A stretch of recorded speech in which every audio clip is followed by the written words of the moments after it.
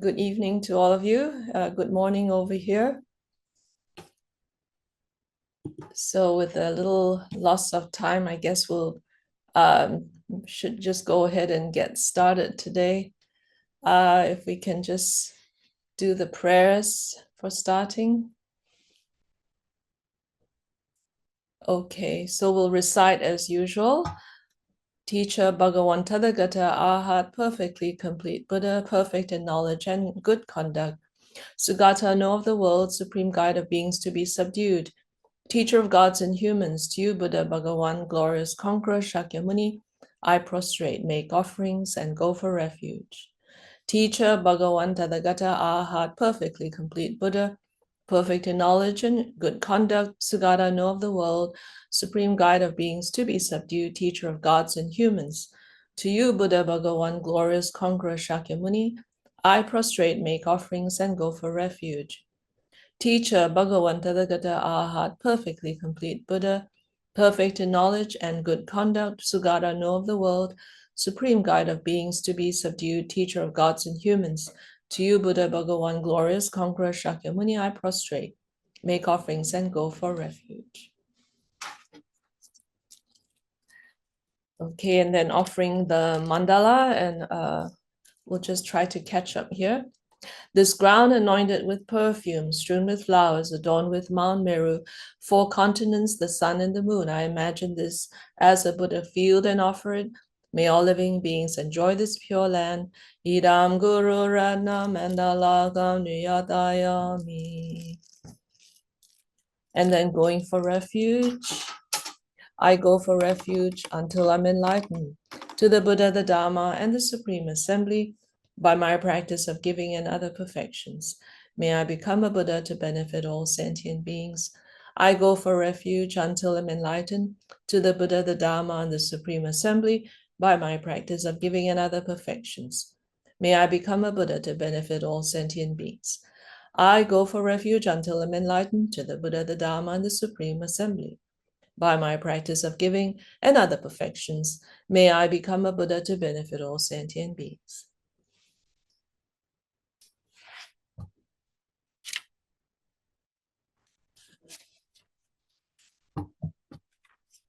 All right.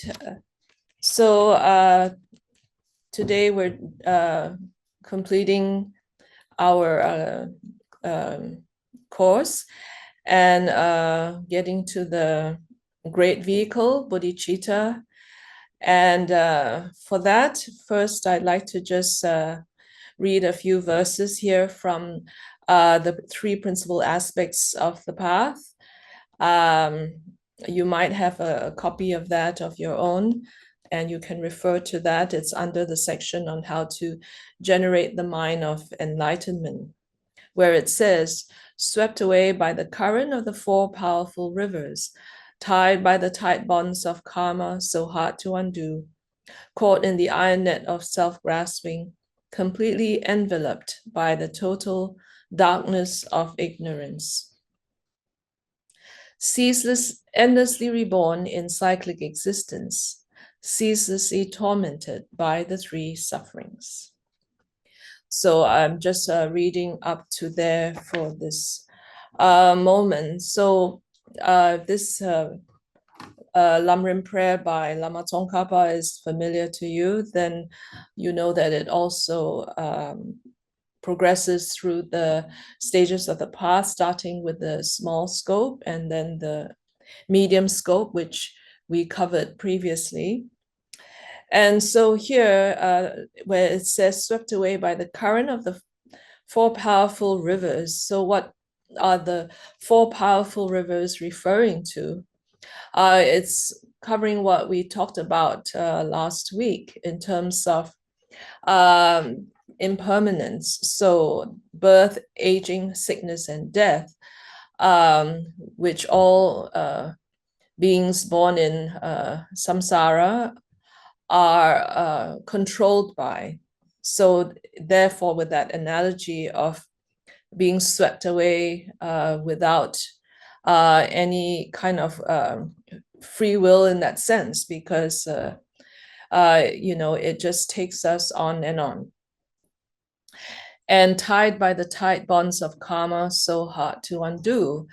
And so, what is it that catches up in birth, aging, sickness, and death? It's being controlled by the karma that we accumulated since beginningless lifetimes and continuing to accumulate, and then are experiencing the ripening results depending on the kind of imprints, the conditions that we come across at any time. And so therefore, at sometimes the effects of that karma will be stronger, and then at another time, some other kind of karma would have greater strength.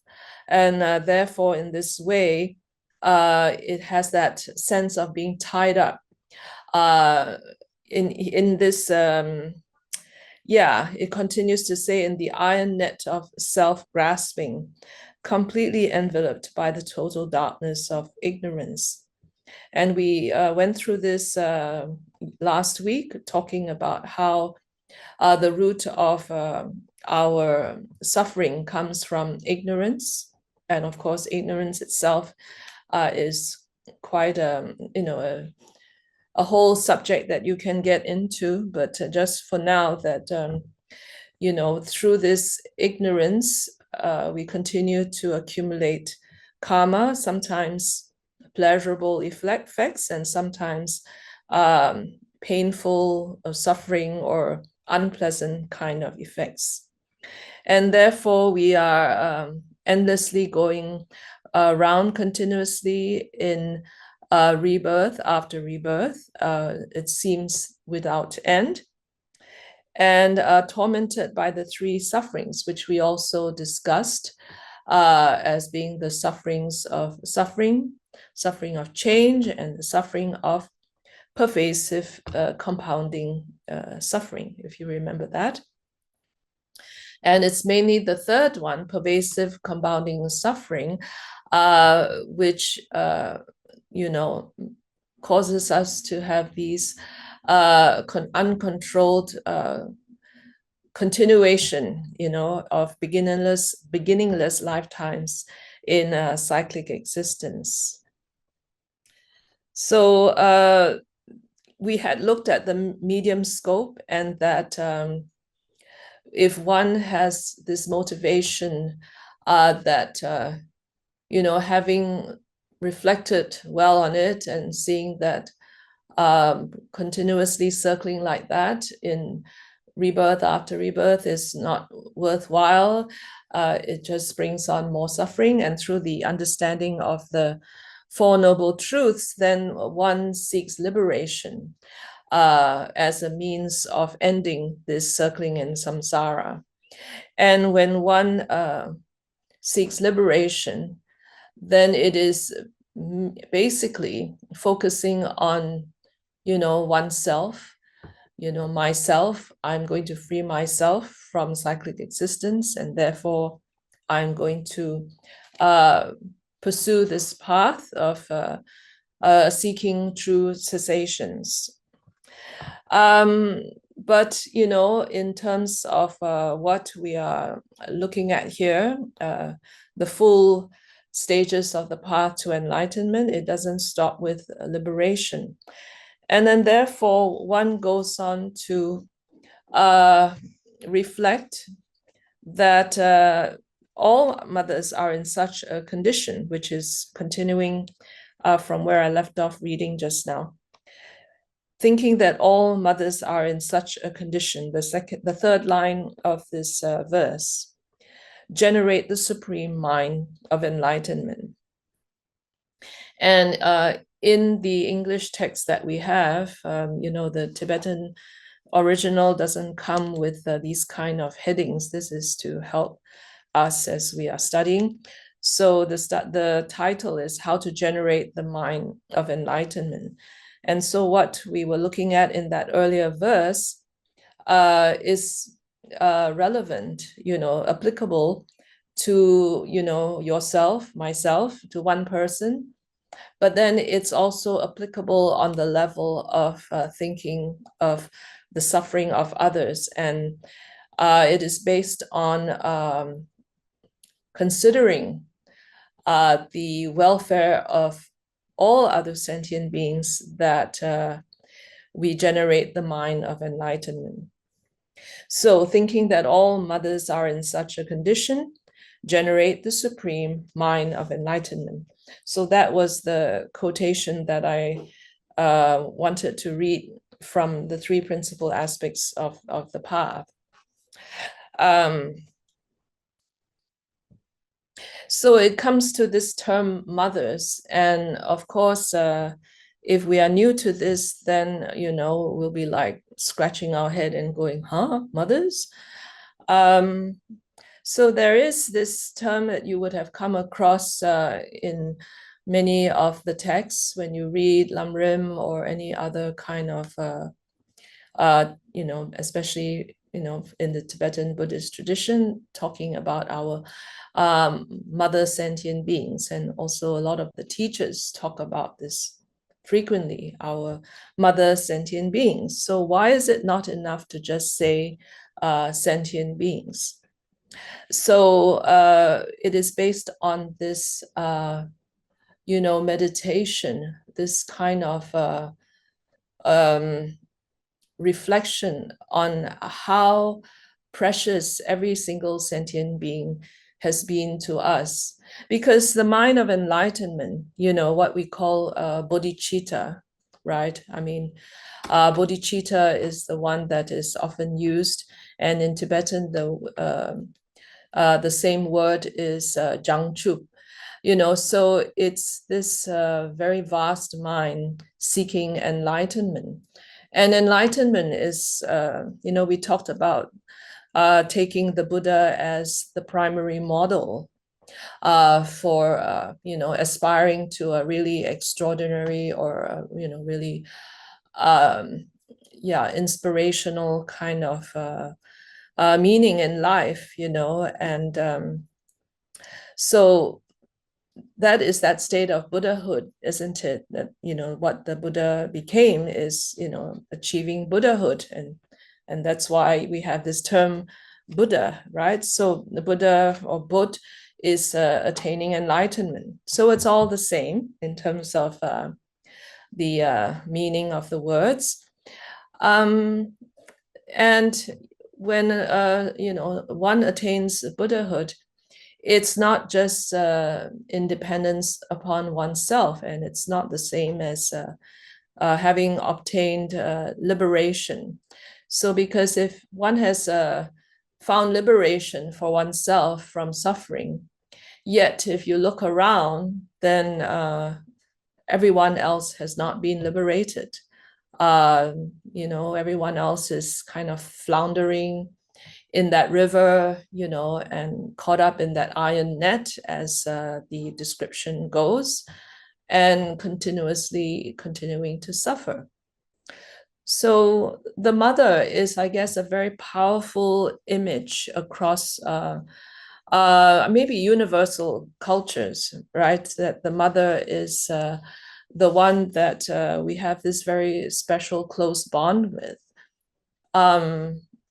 And I was just thinking when I was preparing that I don't know if in the US and America, but maybe it's the same, right? Maybe we took it from you guys, because is it next weekend, the second Sunday of the year of May, sorry, is celebrated as Mother's Day? I'm not sure if, and then we call that a Hallmark holiday, isn't it? Because it's the greeting cards that remind us that it's a holiday and it's to celebrate mothers.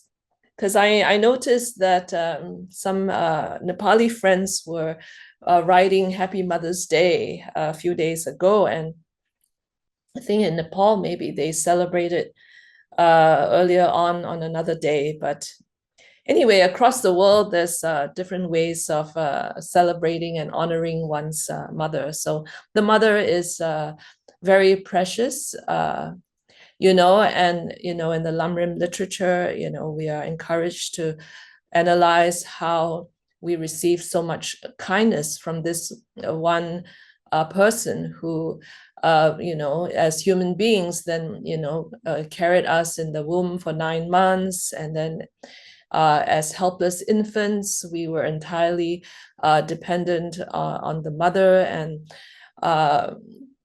for affection and care. And without that, then, the chances of surviving into past, the first couple of months, and never mind about adulthood, might be more precarious, right? So I think it's quite easy to sort of relate to this idea of a mother being very precious. And in Asian cultures, and I mean, just across the world, I'm sure mother is recognized as being very precious. But here we don't think of just being precious as a mother in this particular life. We're asked to extrapolate that across all our previous lifetimes, and also to widen that scope across all different kinds of rebirth. And for us, I think we mainly can associate with the animal realm. And so we can see that in a lot of animal species, maybe there's some exceptions, right? I mean, certain spiders or whatever, but across all animal species, there's this same dependence on a mother giving, birth to a baby animal, or even laying eggs, and so on and so forth. So many ways of taking rebirth in that sense. So we are asked to reflect on how, even for animals, how small animals depend on the mother for sustenance and for protection and all these other kinds of things. And so we are asked to reflect on how, if we have been born beginningless times, every single lifetime, we needed a mother to come into that particular life. Maybe it's a little bit, less clear if one is in a hells or whatever it is. But generally, if you think that you've been reborn countless times anyway, then obviously you've needed countless mothers, never mind if you're going to go into the specifics of like, oh, in this kind of rebirth or whatever. So the general idea is the kindness of that mother.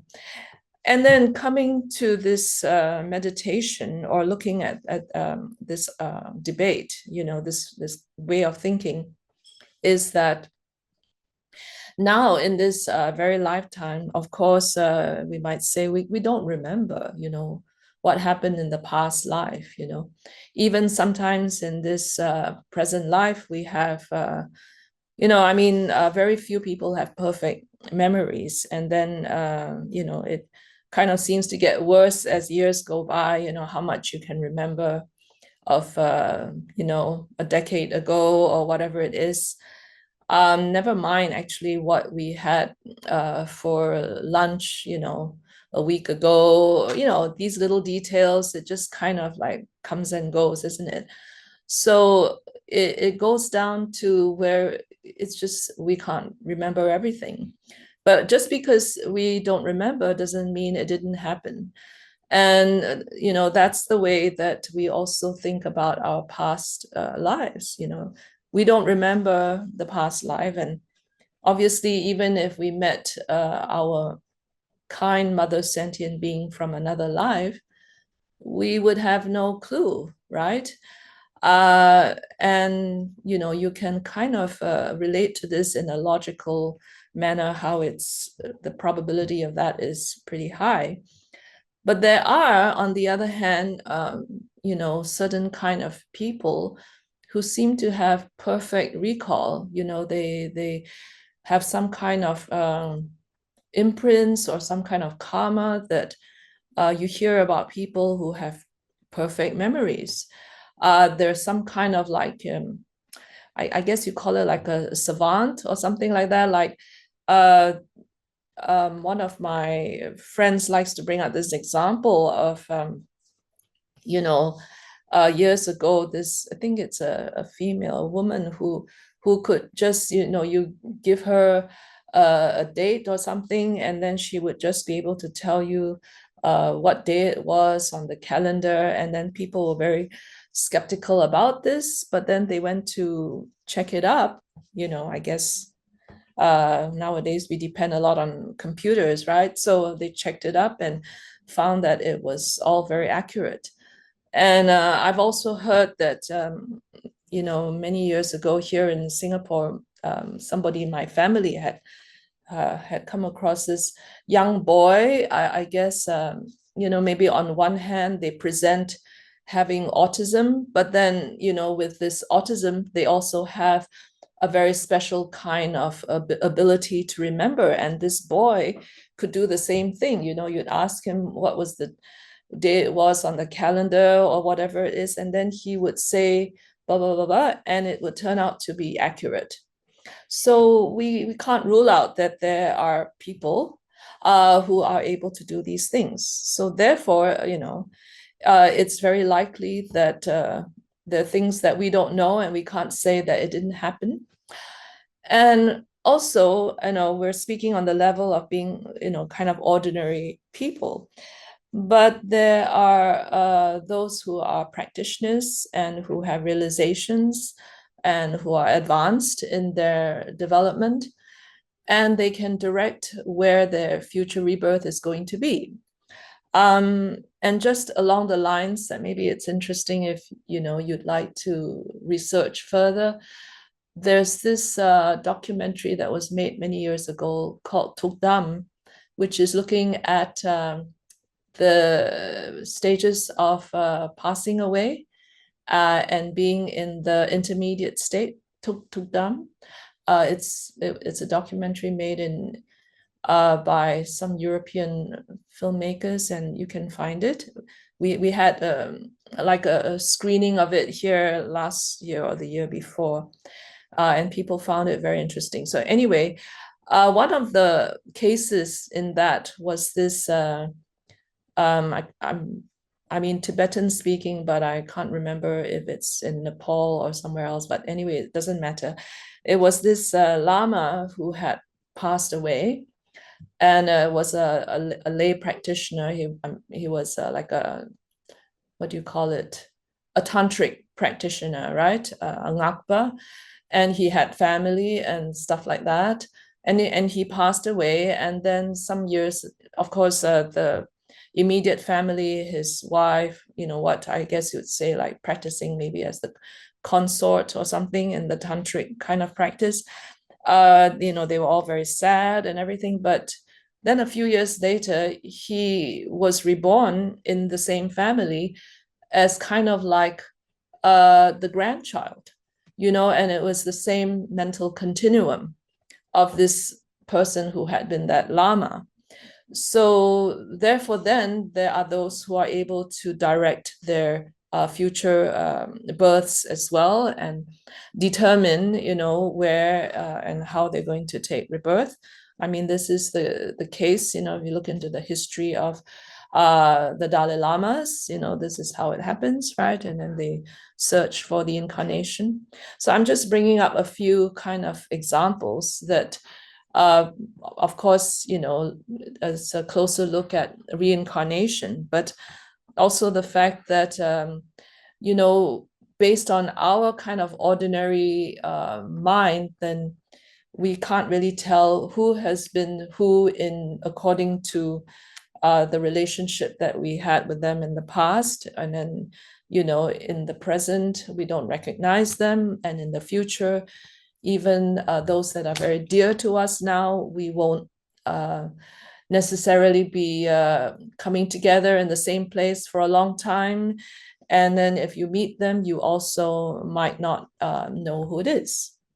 So where does this bring us? Then it's looking at how there's this interconnectedness with across, I think across the universe, because there are different world systems. It's not just this one. And that we have this huge interconnectedness with everyone. And that in this kind of meditation on how to develop the mind of enlightenment, then we are asked to look at how we have this interconnectedness with across so many kind of intricate networks, which are kind of it's inconceivable, isn't it? It's really hard to grasp. And for some people also, they think, oh, it's kind of difficult to think, right, that those people have been my mothers or whatever. But then in that case, actually our text that we've been looking at, Losang Jinpa's text, then he doesn't just refer to mothers. I think he uses mother and father. So maybe if we can just call that up, maybe that's the time to call up the text, and we'll read that verse. Where it continues from where we had been looking at the path of the middle scope being before, and then now, independence upon that, even if I achieve mere liberation, since there is no sentient being, independence upon that, even if I achieve mere liberation, since there is no sentient being of the six types who has not been my father and mother, please bless me to think I must fulfill their purpose. So there it says, right, what I've been describing, like sentient being of the six types, meaning of the six realms, right, from the hells to the hungry ghosts to animals, humans, and of course in the intermediate state, and then those born in the higher realms, the God realms, or even in the what we call the form and formless realms.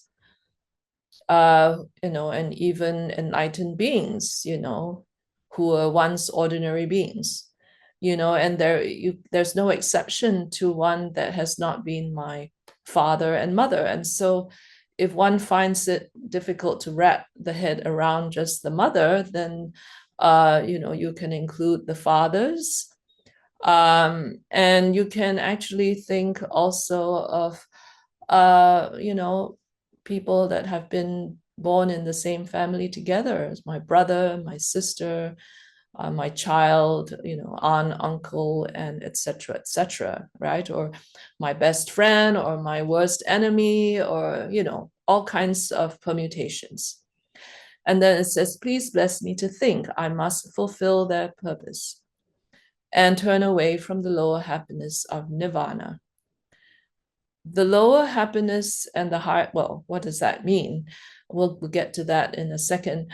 Then please bless me to generate precious bodhicitta by equalizing and exchanging myself with others, and follow the conduct of the conqueror's sons, the six paramitas, and so forth.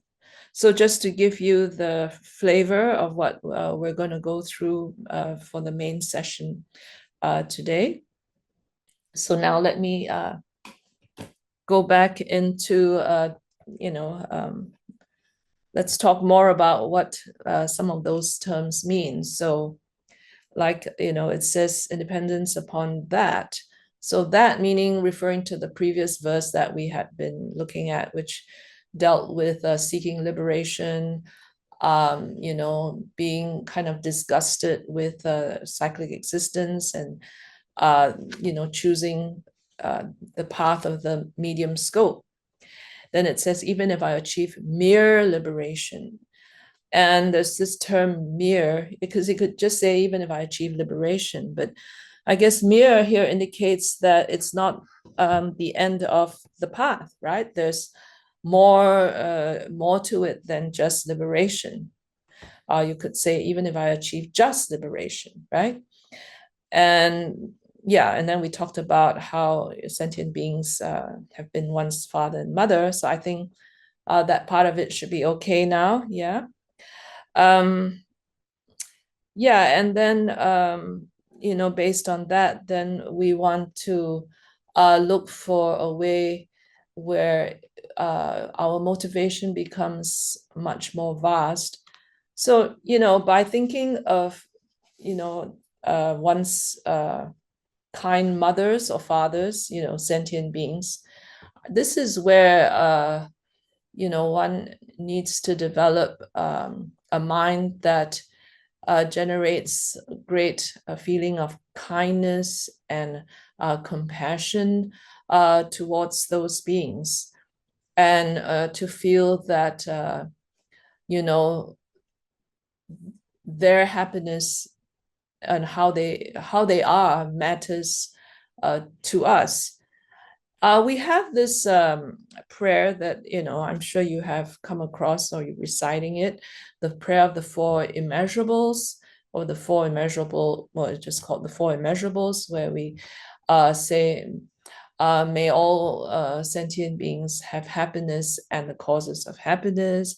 May all sentient beings be free of suffering and its causes, and so on and so forth, right? So when we say, may all sentient beings have happiness and the causes of happiness, then here, we're motivating to wish everyone well, isn't it? To wish that all beings, not just me, but others, you should have happiness too. And this encourages us to generate compassionate kind of feelings for others.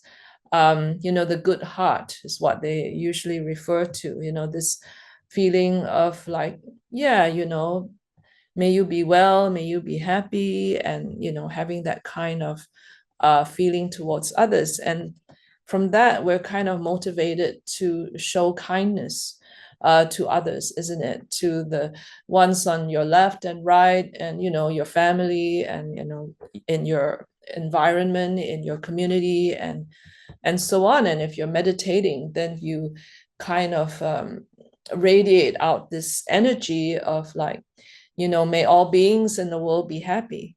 So that's on the level of going in that positive direction of treating everyone as being like family, isn't it? But that, is that what enlightenment, bodhicitta is? Not really. No, we haven't quite got there yet. It's just, excuse me, just this wishing for others to be happy.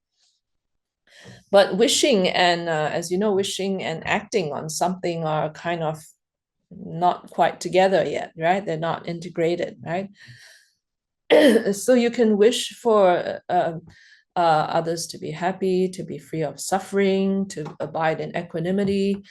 But that's good, because then you start to think about that the fact that others matter as well. And and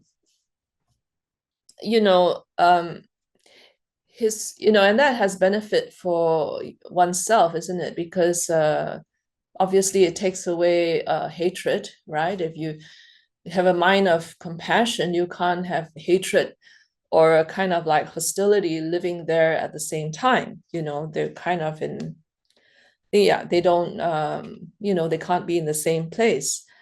And His Holiness often used to say that, if you want to be selfish, then be intelligently selfish, which means what that was referring to is that, we all want to be happy ourselves. We don't want to suffer. And if we practice these kind of positive with qualities like that, of kindness and compassion to others, then we stand to benefit and to gain from it in terms of course, accumulating good karma, but also at that moment, you feel much more happy and peaceful for yourself because you've done something good for other people, isn't it? I mean, the opposite is also true, isn't it? If you're nasty and unkind or kind of generate a lot of hostility, then it makes you suffer yourself as well. So so in that sense, then we start with that kind of a thought. So then why is it not enough to just say, may all sentient beings have happiness and its causes? Because here in our text where it says that I must fulfill their purpose, right? Please bless me to think I must fulfill their purpose. So that's taking a much more direct responsibility upon oneself, and not just leaving it up to wishing, isn't it? And it's that sense of having universal responsibility to everyone, that the happiness and the state of everyone else, the welfare, usually we say the welfare of everyone else depends entirely upon myself.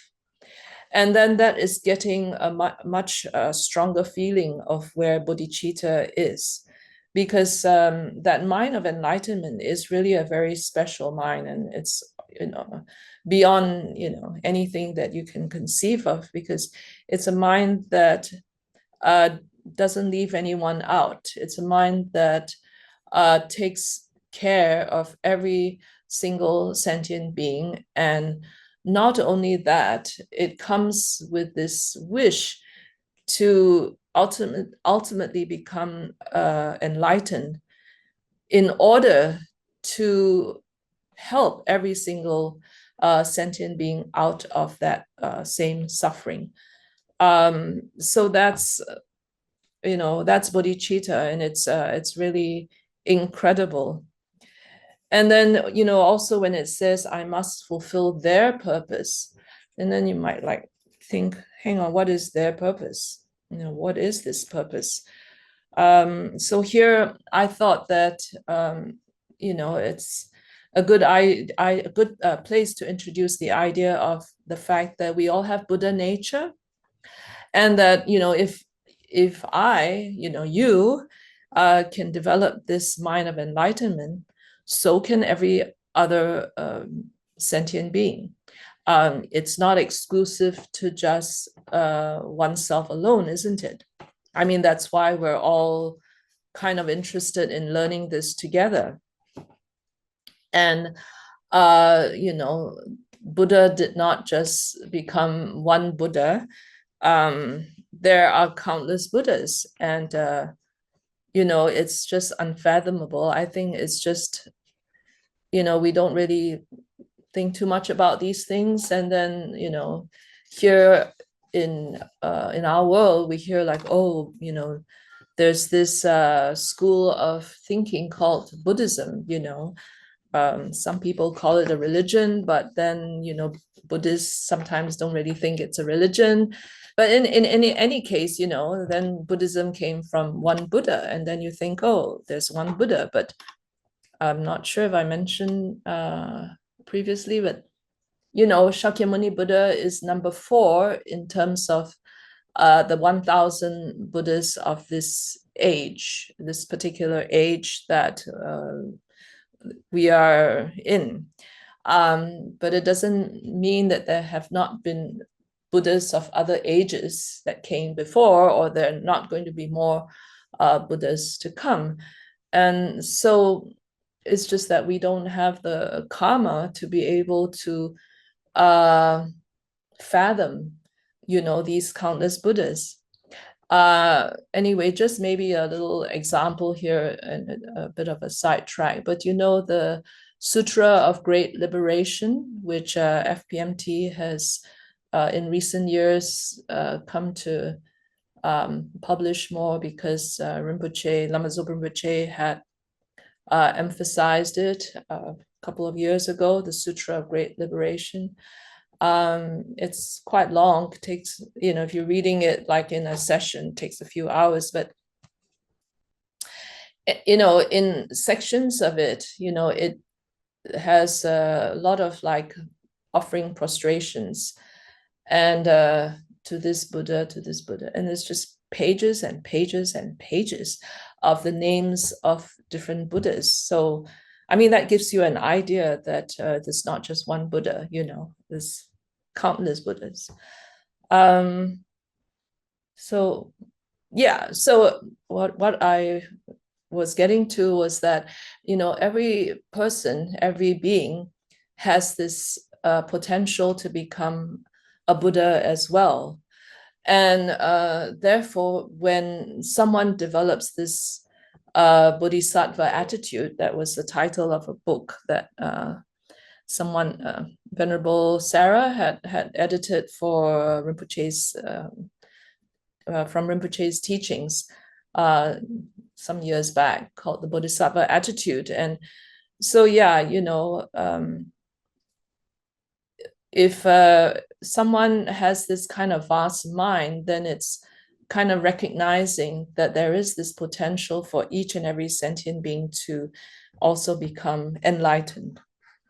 So yeah, this really kind of how do you say, moves quite far ahead from what we had been talking about before, which was self-liberation. So you suddenly come to this realization that, wow, if you develop this vast mind that wants to achieve enlightenment because of this unbearable feeling that, everyone needs to be freed from suffering. Everyone is in this continuous cycle. And, I personally want to become a Buddha in order to free all sentient beings from suffering. So whether you can actually free all sentient beings from suffering is another question, but we're talking here about the motivation that brings on developing the mind of bodhicitta. Okay. And so I had been talking about how, there are countless Buddhas, and of course in our age, then there's been the kind Shakyamuni Buddha. And I mentioned that he had trained for 3 countless great eons before achieving the full state of enlightenment. And that an eon is an incredibly lengthy period of time. And so, that kind of gives an idea of, this incredible motivation and kind of practice that a bodhisattva has, that there's this lack of fear, actually, lack of fear about, their own well-being, sometimes I would say, and just completely devoted to taking care of the welfare of others and practicing in that way. And then, time doesn't matter anymore. So looking at it in this way, then, what is it that stands in the way of, an ordinary person becoming a bodhisattva? And that main obstacle is basically ourselves. It's our own mind, and it's what we call our self-cherishing mind, which appears a lot, when you look at literature to do with bodhicitta motivation, when you look at mind training texts and things like that. It's what we have is our own self-cherishing. And this is what we're going to look at now, which is self-cherishing, meaning that I'm the most important. I'm the king or queen of the world. I'm the most important, and my own happiness, my own suffering matters the most. And the kind of idea where the world revolves around oneself. So, I think we can find many examples of that, just cherishing this I, to a huge degree.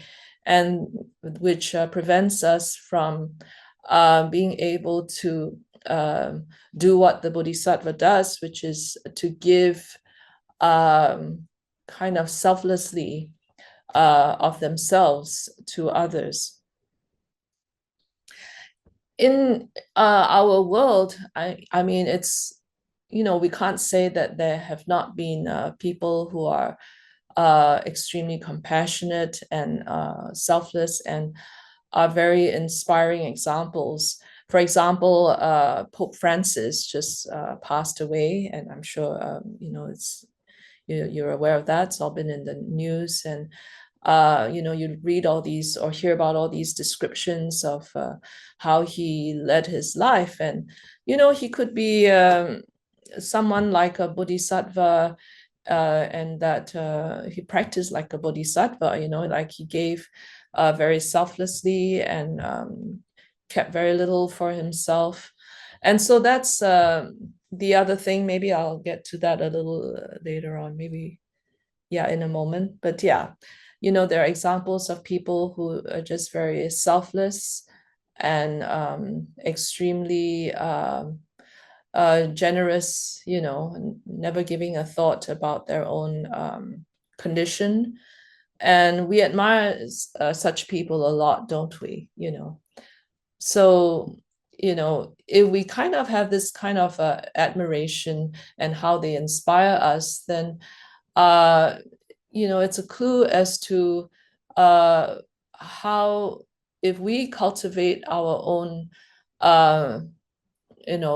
motivation, our own minds, and transform it into that bodhicitta mind, not that we're looking for admiration, but then we also can practice in the same way.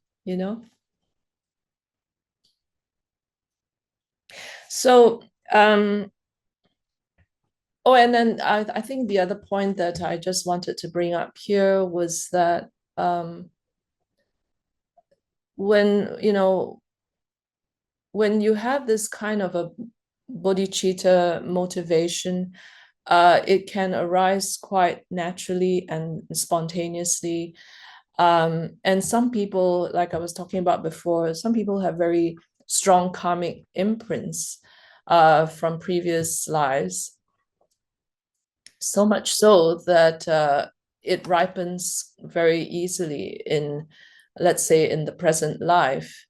And so having this kind of bodhicitta motivation, it doesn't mean that, I can only start developing it after, like, I've studied Dharma and, I've taken refuge and I found a guru. And then, then after that, then I take the Mahayana precepts and then I generate bodhicitta.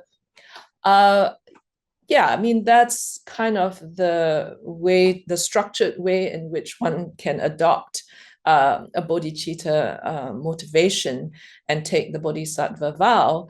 But the bodhisattva, kind of motivation goes on from life to life, and if one has been practicing before, then it's quite easy for it to continue to develop life after life. And in that sense, therefore, it doesn't mean that, I have to first of all be a Buddhist, and then I can then after that think about cultivating bodhicitta. So just to put that out there, because going back to Shakyamuni Buddha, having trained for 3 countless great eons on the level of an not even just an ordinary bodhisattva, but an Arya bodhisattva, one who has realized emptiness directly, so with a really very highly realized kind of mind. And, the Buddha emanated in different forms. Well, he was not Buddha then, as a bodhisattva, he emanated in different forms to benefit sentient beings. If you read like the stories of the Buddha's lives, in the Jataka tales and those scriptures, then there are stories of when the Buddha took the form of a monkey or a rabbit, or a certain kind of a prince, and all these different emanations. And yeah, when one actually attains the state of a bodhisattva, who has realized emptiness and who has bodhicitta, they have that ability actually to emanate in many forms. So, just starting with one who has directly realized emptiness, that bodhisattva can emanate 100 forms, it says, send out 100 emanations. And as they go higher on the path, it multiplies. So that's kind of, you think like, that sounds crazy, right? But who are we to know, right? So if one is emanating in different forms, they're not going to tell you that they're a bodhisattva, but then, they could be, how do you say, doing wondrous deeds and for sentient beings, and we wouldn't know. So there's a huge kind of possibilities with this. It doesn't mean that right now, we're thinking of how we're going to emanate 100 versions of ourselves. It's not so much that. I mean, just bringing these up as examples, but more in terms of thinking about why, bodhicitta is put on that level of like, oh, it's such a vast mind, and it's so precious and inconceivable and all that. So going back to the verse where it had talked about in the last few lines. Yeah. Oh, please scroll up a little to the previous, yeah. That's right. Then please bless me to generate precious. Oh, okay. Please bless me to think I must fulfill their purpose and turn away from the lower happiness of nirvana, which is liberation. Then please bless me to generate precious bodhicitta by equalizing and exchanging myself with others, and follow the conduct of the conqueror's sons or children, if we want to be neutral there, the 6 parameters, and so forth. So the 6 parameters refer to the practice of the 6 perfections. And I'm just going to backtrack to talking about self-cherishing again, and then there it goes into equalizing and exchanging myself with others. So I'm sure you might have heard of this mind training practices of Tonglen, which is what exchanging self and others is. And these are very special practices to help one generate this mind of bodhicitta and to give up the self-cherishing thought. So yeah, we'll pause from there. And yeah, what I just wanted to say here is that there are 2 main methods of training to give up self-cherishing, which are the how do you say, mind training practices. So one is the 7 cause and effect instruction, which was taught by Arya Asanga, and the other one, exchanging self and others, or Tonglen, was taught by Master Shantideva. And so both are very precious ways of helping us to change that mind of like taking care only of me, to the wish to develop kindness, compassion, and then bringing that bigger and bigger to have that special kind of mind where you think, like, what, I myself am going to do this. I'm going to take it upon myself to generate bodhicitta, this mind of enlightenment, and to not only achieve enlightenment myself, but I'm going to bring every single sentient being along with me. So maybe now let's go forward a few pages, or it will fast forward a little bit. So I just want to say that in the verses that follow, like where it says the 8 verses of thought transformation and Arya Sura's prayer in 70 stanzas. So these Lama Zopa Rinpoche had compiled and added these on as helpful verses to generate that kind of wish to take care of others and to give up the self-cherishing mind, to increase our compassion more and more. So I'm going to pick up on this reference to being a wish fulfilling jewel, right? It says in the first verse and the second verse, it's the same thing, a wish granting jewel.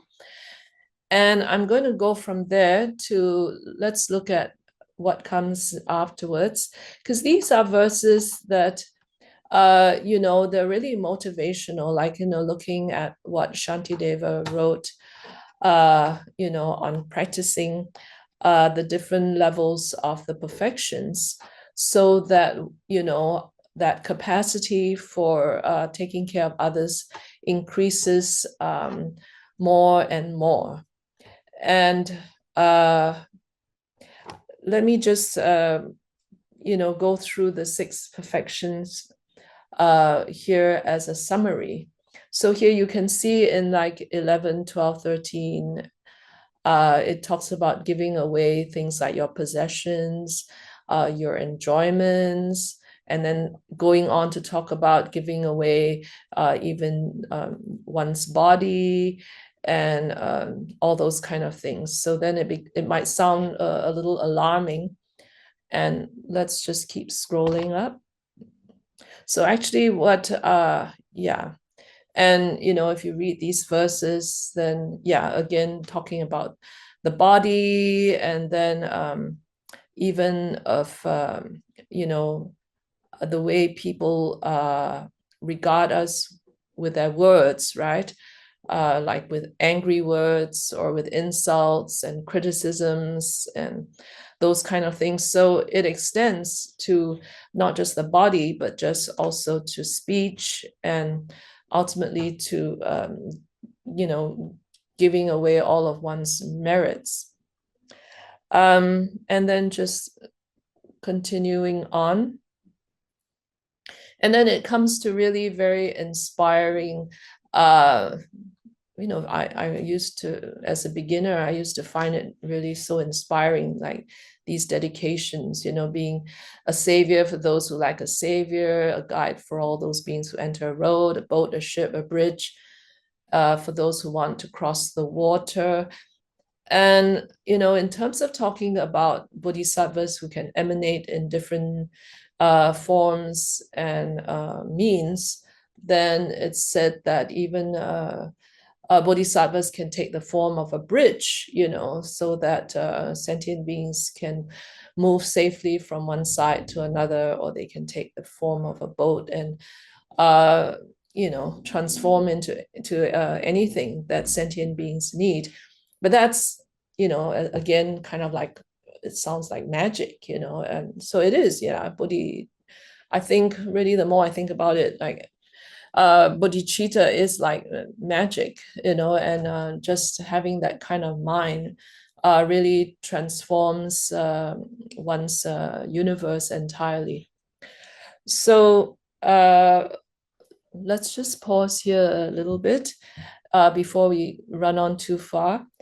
And here, as I said, that this descriptions are all on giving, the practice of generosity, which is the first of the 6 perfections, right? So if we count what are the 6 perfections, then it starts with generosity, and then number 2 is morality, perfecting moral conduct, and then the third is patience, and then the fourth is joyous effort or joyous perseverance.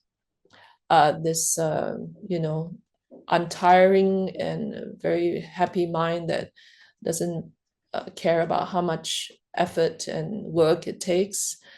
And then number 5 is meditative concentration. And then number 6 is wisdom. So the bodhisattva on the path to enlightenment undertakes these practices one level at a time and bringing them each to perfection with that very developed mind of wisdom. And the first one is generosity. So here mainly we're looking at how all those different ways of giving of the body and the speech and so on. So Rinpoche in the published book Bodhisattva Attitude, Lama Zopa Rinpoche, had said that, as we had described at the beginning of this course, that we do these recitation and reflection of this text, from the beginning with the Lamrim text and then coming to these verses.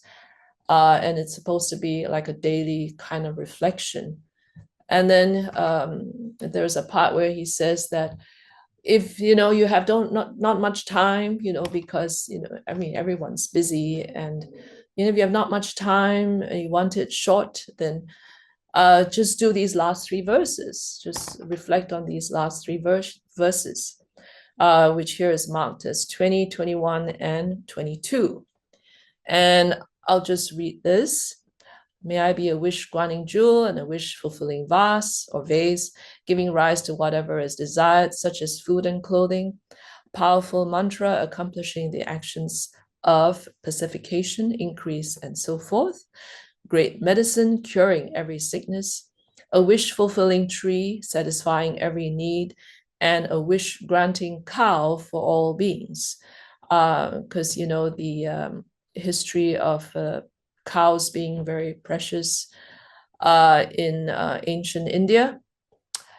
Like the 4 great elements, the earth and so forth, and like the sky, may I always be a means of living in every way for the innumerable sentient beings.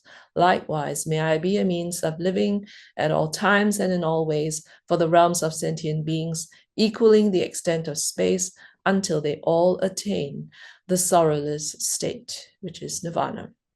So Rinpoche mentioned that these 3 verses were important if you had no time to read anything else, but just to have this as a daily kind of recitation. So let's talk a bit about this idea of a wish granting jewel or a wish fulfilling vase. So yeah, we can pause on the screen sharing. I think it's fine because yeah. So when we talk about this idea of doing the practice of exchanging self and others, right, Tonglen, in that practice, you stop yourself cherishing by thinking that you take on all the sufferings of all sentient beings onto yourself, and basically onto your own self-cherishing thought, and you use that to destroy your own self-cherishing thought. It doesn't mean that you're kind of being like a sponge and taking on everyone's suffering, and because at the beginner level, this sounds incredibly terrifying, which is how I used to feel. Like, what do you mean, take on the sufferings of everyone? What do you mean? Like, am I gonna like get terribly sick or something? So we have that kind of fear. But that's fine. We all go through different stages of trying to understand. So it's a meditation actually where you can not going to go into it in detail here, but just basically like you imagine all the sufferings of all sentient beings, or you just start with a few. You start with a loved one, like a family member or someone that is maybe has illness or something, and you can like imagine, taking on that smoke. You kind of think of it as like smoke, and then you breathe it in, and you're supposed to do is then you use that smoke to kind of enter a space in your heart where your self-cherishing is held, and then you think that that self-cherishing is destroyed, and you can think like a little explosion happens and your self-cherishing is completely decimated. It doesn't mean that you now have the sickness that the other person has. It doesn't mean that, because you can't really actually take on someone else's karma, isn't it? But it's our self-cherishing that makes us think that, I'm going to get sick, from doing that. Or just even someone that we have problems with, like, what you consider an enemy, or someone you can't stand them, or whatever it is, and then you do the same thing, and all their suffering, all the problems that cause them to be the way they appear in that way to you, and then you breathe in, and then it destroys again your self-cherishing, you know and then you think that it's destroyed, and then after that you give the giving part, which is then you send out through your breath, like bright rays of purifying, nectar beams, or just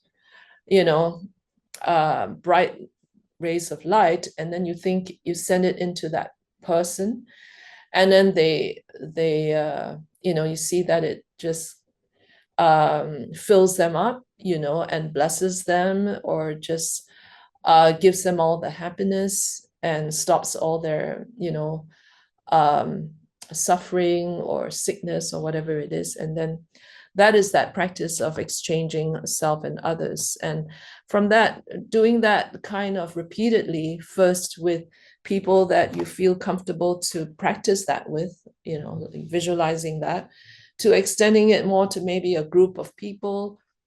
And then, when you're ready, then you practice that with maybe countless sentient beings, right? Or the whole of humanity, or whatever.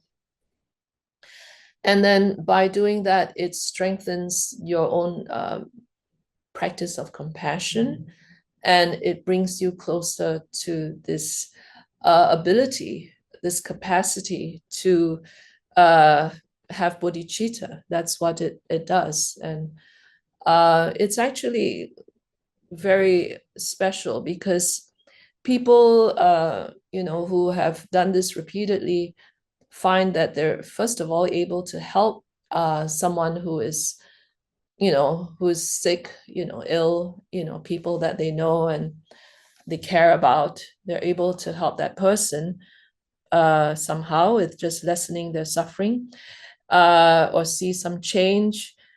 But most of all, it also helps change one's relationship, or even one's perception of those that we didn't get along well with. And gradually over time, quite strangely, they become your friends, or they start smiling at you, and it's happened to me. That's why I bring this up. It's happened to me with when I used to try to do this practice, and then after a couple of years, these people were smiling and writing to me, and hello, how are you? It's like, it's so strange, you just can't imagine. So anyway, that's an example of exchanging self and others. And so what I'm coming to is that Rinpoche said that, oh, when you do this practice of giving out your happiness to others, you should send yourself out as like emanating yourself as a wish fulfilling jewel, um, and describing how that you become a wish fulfilling jewel for someone with great suffering, and by your being a wish fulfilling jewel, you completely remove that suffering. Because there's this kind of a legend or a mythical idea of a wish fulfilling jewel that obviously it's like rubbing a genie's lamp. It's like it fulfills your wishes. And so there's this, how the legend goes is that you find this wish fulfilling jewel, and then you purify it by washing it. And then, when the moon is full, you put this jewel on top of a banner, and then you kind of hoist it up, on a full moon. And that's supposed to be really auspicious and fulfills your wishes. So that's according to this legend. And so that's where this idea of a wish fulfilling jewel seems to come from. So then, yeah, you can emanate beams of light, like what I mentioned, which is quite common to do. Or you can send yourself out as thinking that you're like a wish fulfilling jewel, and that you immediately, spontaneously kind of remove the sufferings of sentient beings and give them all the happiness.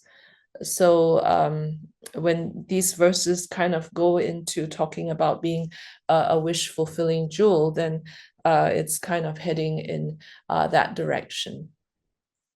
And yeah, I mean, I think it's, imagine if like, on Christmas Day or something, right? Christmas is universally celebrated, and you could be like, better than Santa Claus, maybe, if you just sit on your cushion and you send out wish fulfilling jewels to everyone on the planet. Maybe that's that's an idea that just came to me. But yeah, I mean, different ways that individuals can practice these things. So every day, yeah, doing this, then over time, of course, then as I said, your own mind starts to change, and you also start to experience things changing around oneself. And these practices of bodhicitta, doing, exchanging self and others, and generating that thought towards others. In in Shantideva, actually, he says that you take on this secret practice. And so what it means is that it's not like you go out and announce it on your Instagram or Facebook or something, that, hey, guess what, I'm doing Tonglen, I'm sending you wish fulfilling jewels. It's actually meant to be something that you practice secretly, quietly, because it's a really kind of precious opportunity to develop bodhicitta. And so it's, as I said at the beginning, it's our own minds that we need to transform. It's our own kind of, inner city of happiness that we're cultivating. And so in that sense, that it's done a practice to do within yourself. Yeah. And, also that when people used to write to Rinpoche with like Dear Lama Zopa, and then they would describe their personal problems, and a lot of the times I think people experience and still do, right, problems with depression and feeling very unhappy, and having suicidal thoughts, and all kinds of self-destructive patterns and all that. And so if one, is able to, have this chance to, change that perspective and focus on what's going on with the state of, others' sufferings, and not just focused on oneself, then it's a very effective way to overcome these kind of depressive thoughts. And anyway, throughout his time with us, Rinpoche emphasized so much living with bodhicitta, and that is the main way to take care of our minds, and to be happy, and to have lasting peace and happiness for ourselves and also for others.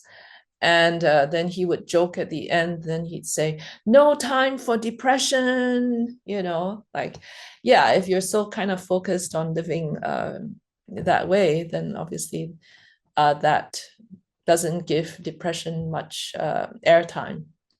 Yeah. So I'm kind of picked out that last part as a way of summarizing the idea of generating bodhicitta, which is, of course, the most extraordinary kind of mind of thinking of enlightenment, basically. And it's a very kind of long-term view. You don't expect to like, oh, tomorrow I will be enlightened, but it's a long-term plan. And the Buddhists have these patience to train for many eons, even though they could possibly have um, taken a quick path, but they took their time, and in so doing, they accumulated, or in Shakyamuni Buddha's case, he accumulated, just mind-blowing, inconceivable heaps of merit. So for the sake of like an auspicious closing, I'd like to just read that last verse from our text, the last verse of actually Losang Jimpa's text. So if we can go backwards to where it ended, on page 9, I think, is it 9 of the text? Where it's after the common graduated path of the great capable being. So before these aspirational verses came up, just to the page before this. So I guess it's page 7. Yep, there we go. There we go. Having trained my mind in the common path in that way, I will not be upset, even if I have to experience the sufferings of samsara for a long time. So that's kind of what I had just talked about. However, please bless me to look at sentient beings with extraordinary, unbearable compassion, and to enter the quick path of the Vajrayana teachings. Then please bless me to protect my vows and samayas more than my life, and to quickly accomplish the unified Vajradhara state in one brief lifetime of this degenerate time. And as it says in the note, this is the graduated path of the secret mantra Vajra vehicle of the greatest capable being.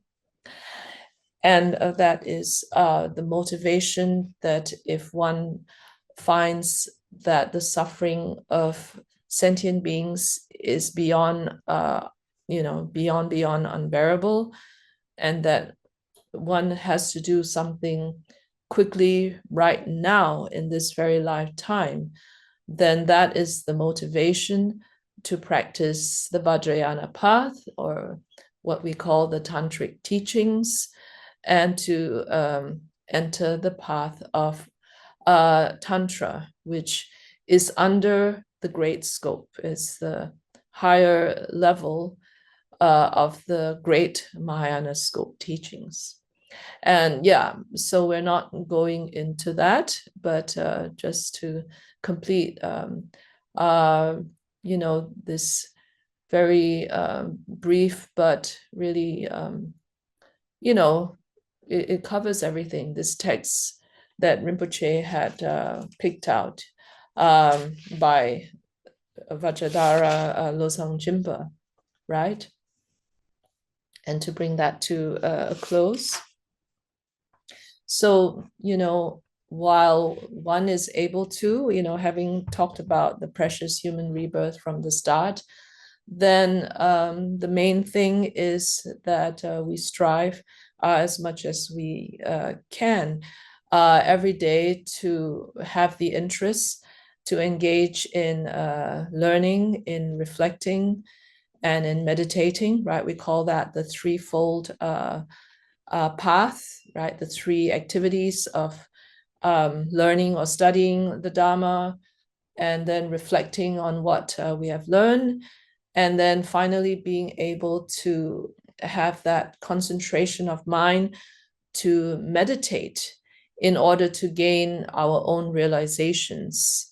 And that is what moves us ahead on the path and helps us towards, these very high, achieving these very high aspirations. Okay, well, yeah, we had a bit of a little misunderstanding, I guess, or something happened with the meeting link. And if there's still a bit of time that anyone would like to ask a question or two, I thought we could end up with that. If anyone likes to ask. If not, then we will end our session.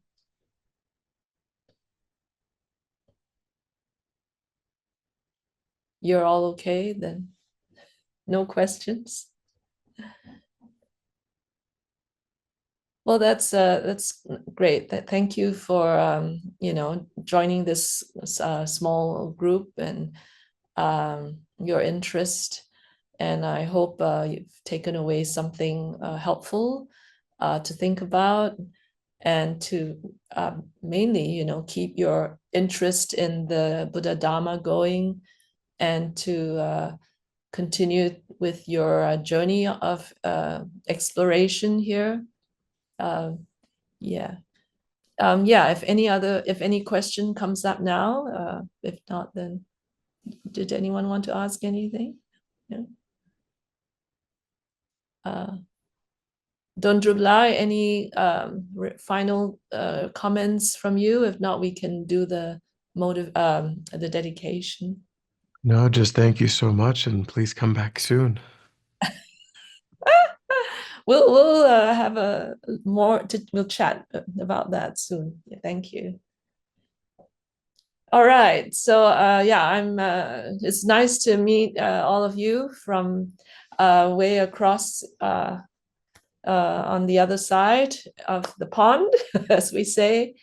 And so from the merit that we have. Oh, and I understand from what's her name last week? Sela, is that her name? Sela? That she said, Shayla. Shayla, that this was on YouTube or something, so people could still catch up if they want. All right, so we'll dedicate our merits from our time together, and for all of us to achieve enlightenment, okay? Due to the merits of these virtuous actions, may I quickly attain the state of a Guru Buddha and lead all living beings without exception into that enlightened state. May the supreme jewel bodhicitta that has not arisen arise and grow, and may that which has arisen not diminish, but increase more and more. And for the long, healthy life of His Holiness the Dalai Lama. Incomparably kind and supreme Tenzin Gyatso, the wish-granting, wish-fulfilling jewel, source of every single benefit and happiness in this world, may you have a long life and all your holy wishes be spontaneously fulfilled. Okay, thank you. Well, in Singapore, we are having a holiday. It's 1st of May here today, and it's Labor Day. I don't know, you have your Labor Day another day, right? But today is Labor Day. So anyway, have a good weekend and take care. And maybe we'll meet again soon.